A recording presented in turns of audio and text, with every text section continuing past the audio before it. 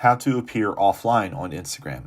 So if you don't want people to know when you're on Instagram, it's really easy to turn certain things off so they don't see that you're online. So go to your Instagram and go to your profile at the bottom right hand corner. And then what you want to do is get to your settings so you can go to the three bars at the top right corner, just like this.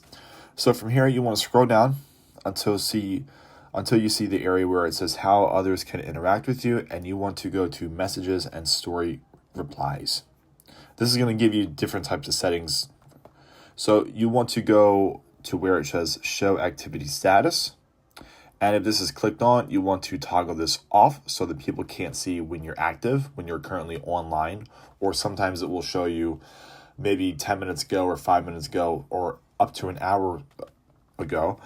If you want to do something else, you can back out of here and go to show read receipts and also turn this off so that way they won't know when you read their messages online. And it's that simple.